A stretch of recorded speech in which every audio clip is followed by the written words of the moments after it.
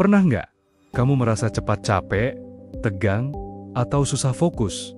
Padahal aktivitasmu nggak berat-berat amat. Banyak orang pasti langsung menyalahkan kurang tidur, kurang olahraga, atau stres karena kerjaan. Padahal, ada satu kebiasaan yang kamu lakukan lebih dari 20.000 kali setiap hari, dan kalau caranya salah, efeknya bisa pelen-pelen menguras energi tubuhmu. Kebiasaan itu adalah cara kita bernapas. Tanpa kita sadari, banyak dari kita bernapas dengan cara yang keliru.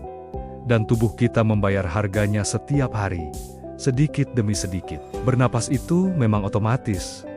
Kita nggak perlu mikirin caranya, tapi otomatis bukan berarti optimal. Ini mirip seperti jalan kaki.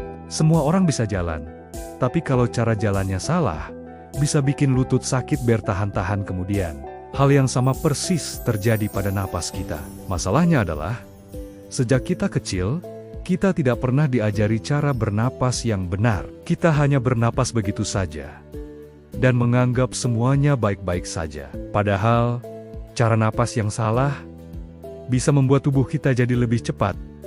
Lelah otot-otot, terasa tegang tanpa sebab yang jelas. Pikiran jadi gampang gelisah, dan fokus mudah sekali pecah. Dan yang paling sering terjadi adalah, kita sama sekali nggak sadar kalau semua masalah ini akarnya dari cara kita bernapas.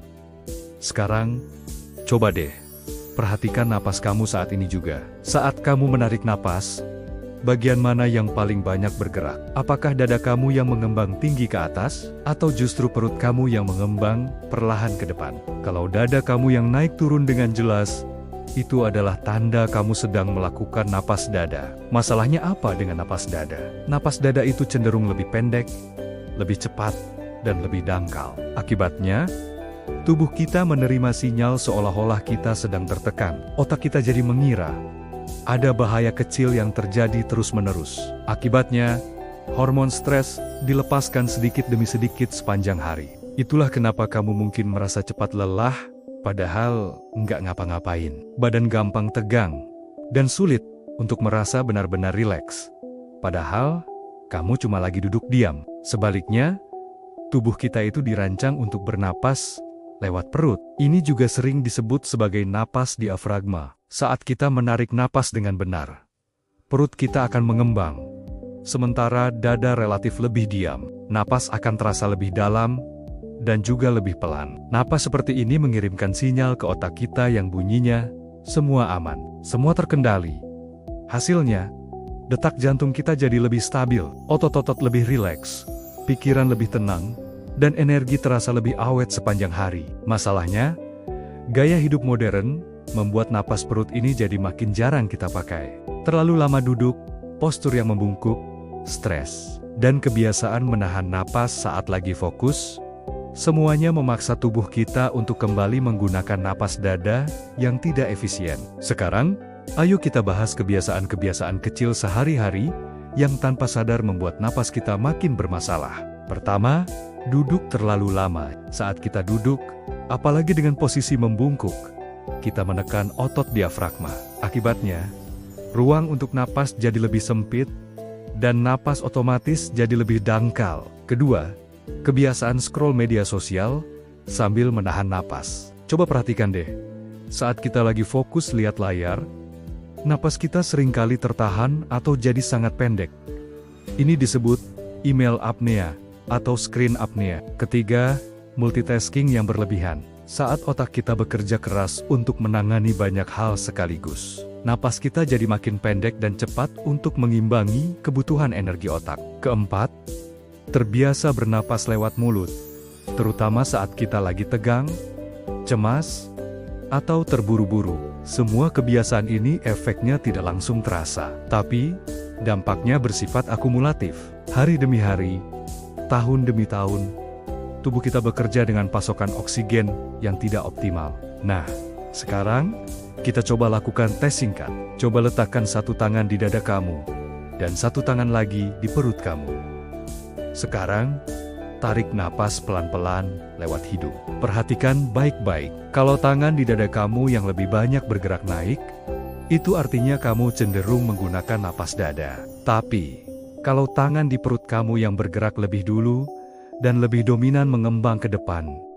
Itu artinya kamu sudah menggunakan napas perut. Sebagian besar orang biasanya kaget saat menyadari kalau selama ini mereka bernapas dengan cara yang salah. Cara yang sebenarnya membuat tubuh mereka bekerja lebih keras dari yang seharusnya. Sekarang, setelah kita tahu masalahnya, ayo kita perbaiki.